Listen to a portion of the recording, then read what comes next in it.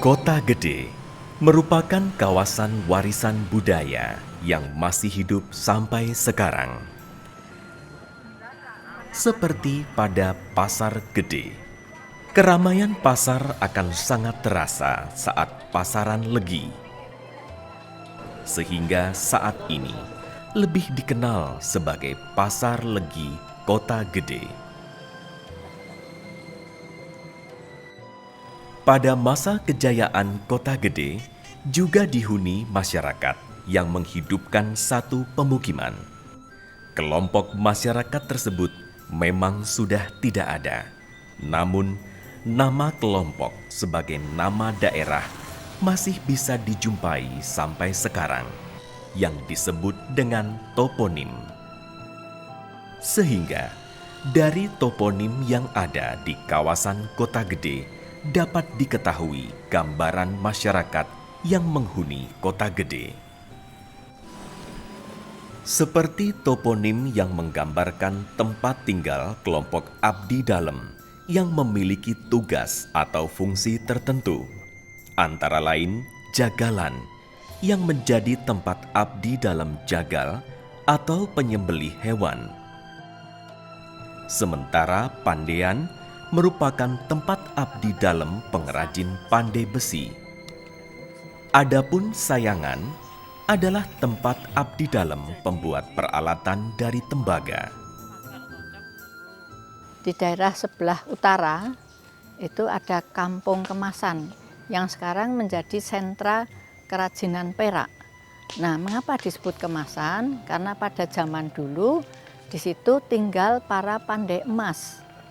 Nah, pandai emas ini tentu memenuhi kebutuhan warga di Kota Gede, khususnya kerabat kerajaan.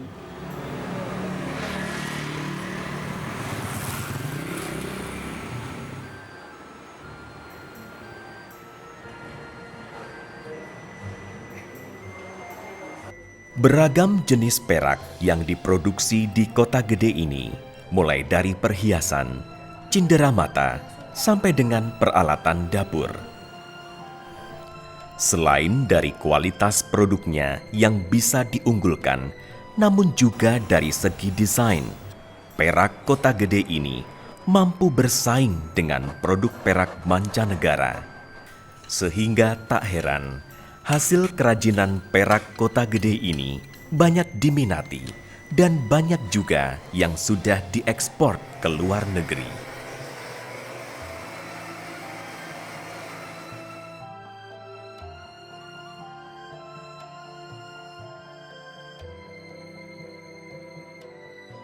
Sebagai tempat yang pernah menjadi pusat kerajaan Mataram, Kota Gede masih memiliki tradisi dan budaya material yang tetap hidup dan menjadi bagian entitas kultural Mataram Islam. Rumah tradisional dan rumah kalang merupakan budaya material yang masih hidup dan lestari. Di daerah sebelah utara itu ada Kampung Kemasan yang sekarang menjadi sentra kerajinan perak. Nah, mengapa disebut kemasan? Karena pada zaman dulu di situ tinggal para pandai emas. Nah, pandai emas ini tentu memenuhi kebutuhan warga di Kota Gede, khususnya kerabat kerajaan. Kemudian selain kemasan juga ada toponim yang disebut sebagai loring pasar. Kan dulu di sini ada Ngabei Loring Pasar, itu ya memang tempatnya di sebelah utara pasar. Nah, juga ada Kauman. Kauman itu ada di sekeliling Masjid Gede ini. Yang menarik adalah di sebelah sekitar barat laut itu ada tempat khusus bagi abdi dalem yang namanya abdi dalem Kalang. Nah, abdi dalem Kalang ini adalah orang-orang yang berasal dari Jawa Timur sebelah selatan yang diboyong, dibawa ke Kota Gede sebagai kota kerajaan karena mereka itu punya keahlian dalam hal pertukangan kayu. Nah, mereka itu diboyong ke Kota Gede, ke kota kerajaan, tetapi mereka ini ditempatkan waktu itu, ditempatkan di luar benteng, di luar baluarte.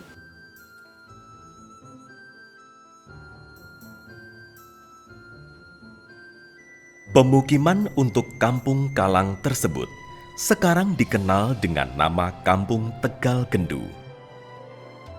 Ketika Kota Gede tidak lagi menjadi ibu kota Mataram, tidak lagi menjadi kota birokrasi, menjadi kota swasta, maka potensi-potensi perekonomian ini mencapai puncaknya sehingga di akhir abad ke-19, abad ke-20 terjadi semacam bagi saya dinamika yang cukup luar biasa ketika pemerintah Hindia Belanda itu memberikan hak semacam hak monopoli terhadap kelompok-kelompok masyarakat di Kota Gede pada waktu itu yang secara sosial itu terbagi menjadi 3 kelompok, yaitu kelompok Kalang, kemudian kelompok santri dan kelompok abangan untuk menangani komoditas-komoditas tertentu di bidang ekonomi. Seperti misalnya komunitas Kalang itu diberi hak untuk mengurusi komoditas berlian, kemudian usaha pegadaian, bahkan juga candu. Dengan hak monopoli itulah menjadikan orang Kalang sebagai penduduk Kota Gede yang cukup kaya. Beberapa kelompok masyarakat Kota Gede yang memiliki kekayaan yang luar biasa membangun rumah-rumah besar dan mewah yang memiliki ciri berbeda, yaitu lebih bergaya Indis, di mana pengaruh-pengaruh Eropa bahkan ragam hias Cina masih mewarnai rumah tersebut. Namun, masih bisa dilihat rumah ciri khas Jawa di dalamnya. Ada pembagian ruang publik yang diwakili oleh pendopo, kemudian ruang semi publik yang diekspresikan di dalam Pringgitan dan Gandok Wetan, Gandok Tengen atau Gandok Kiwo, kemudian ruang privat itu tengah omah atau dalam ageng, di mana dalam ageng itu ada 3 sentong, sentong tengah, kemudian sentong kiwo dan sentong tengen. Di belakangnya ada gadri, kemudian di belakang gadri ada pawon, di samping kiri gadri itu ada kamar mandi atau pakiwan. Makanya dalam kosakata Jawa itu kalau kita minta izin ke toilet atau ke kamar mandi, kita akan mengatakan nyun sewu badhe nderek dateng wingking atau dateng pakiwan. Dan rumah-rumah dengan ciri khas semacam itu masih mewarnai di Kota Gede.